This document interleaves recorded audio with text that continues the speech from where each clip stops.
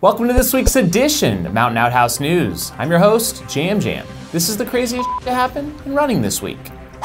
This week's stories include November Project turns into an NP, cheating at the Cruel Jewel 100, the truth emerges, and which ultra runner is taking on the FKT of the Appalachian Trail. Our first story comes from the free fitness group November Project, which is now a bona fide non-profit. Yes folks, NP has gone NP. The group started 6 years ago by some ex-collegiate rowers, touts free fun fitness, and in recent years has teamed up with the North Face to bolster attendance and enthusiasm at their Endurance Challenge Series events. Congrats to NP on your next chapter. There's a bit of an overblown controversy at this year's Cruel Jewel 100. We already reported on the results last week, but have some more info to share on the second male to cross the line, Xavier Perrault. We waited to report on this one until we heard from the race organizers, Dumbass Events. They posted to their Facebook page after the issue spiraled with rumors flying all over social media. People publicly called out Xavier for cheating after some of his split times seemed impossible on the Ultra Sign Up livecast. What ended up happening is a junction mid-race was poorly marked, causing some to think you had to do a short 5 or 6 mile loop more than once. Race leader Andy Pearson confirmed the confusing junction, and race officials were quick to fix the error once it was reported, but not quick enough to save Xavier from doing it twice. Once they found him, they agreed he could continue and skip the loop later in the course and still be eligible for a finish. They ultimately did not allow his second place result to stand as he did not run the race in the correct order. Let's all maybe take a step back and let the race organizers step in before drawing too many conclusions. Ultra runner Harvey, most recently known for his dramatic second place finish at the Big's Backyard Ultra this past fall, where he battled rival Guillaume Calmette on the Endless Loop course. Harvey announced he will begin this week on his own Appalachian Trail journey from Georgia to Maine, attempting to break the FKT. He says he will have the aid of his dad, an old work van, and some close friends to attempt to break the 45-day, 12-hour, 48-minute record set by Joe McConney last year. Of course, this means Harvey's attempt will be supported.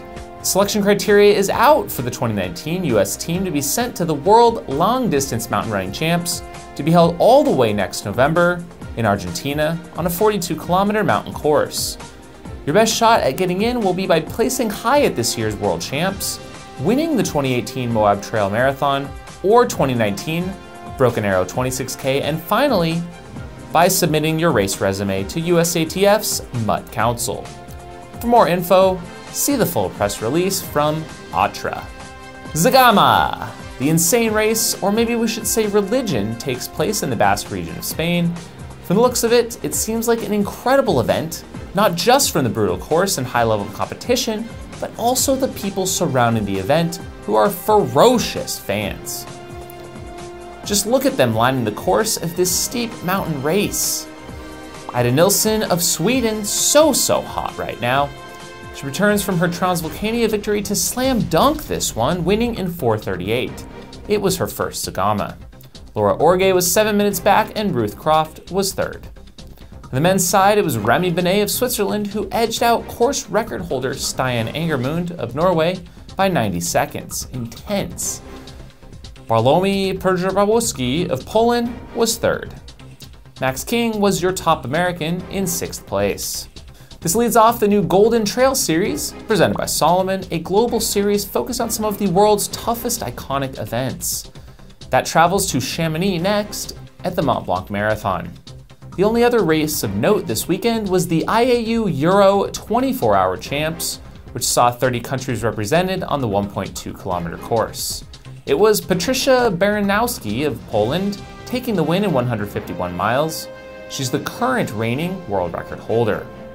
On the men's side, Andrzej Radzikowski, man, I'm not getting any help on these names this week, won with 164.9 miles, pretty stout.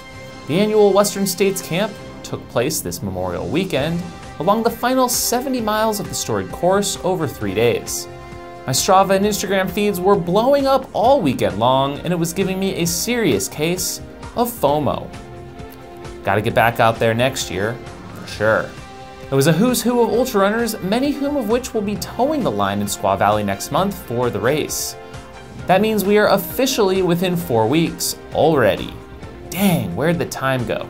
And our final story this week is a bit of coverage from our Beast Coast correspondent, Jizzlewizzle, on the lesser-known Western States storylines to look out for. He posted his article on irunfar.com. 4 men are fighting to become the oldest finisher ever of states, with 75-year-olds Ian Madison and Dennis Trefancanti, the eldest of the bunch. Diana Fitzpatrick is looking to break the 60 and over course record of 25:40. Pacerless Carl Meltzer is looking to best the 50 and over record set by Doug Latimer of 1843, and he seems pretty confident according to Twitter. Finally, the women's race for the win is looking intense. 4 previous winners of the race and last year's top Ultra Runner of the Year candidates are all on board, along with several golden ticket challengers. You want my picks? You have to wait a couple weeks. And with that, thanks for tuning in to episode 95 of Outhouse News, and we'll see you next time. If you have crazy stories to share or a question or feedback for the show, please leave a comment below. If you'd like to directly support the show financially, consider becoming a Patreon supporter of this channel. Have a week.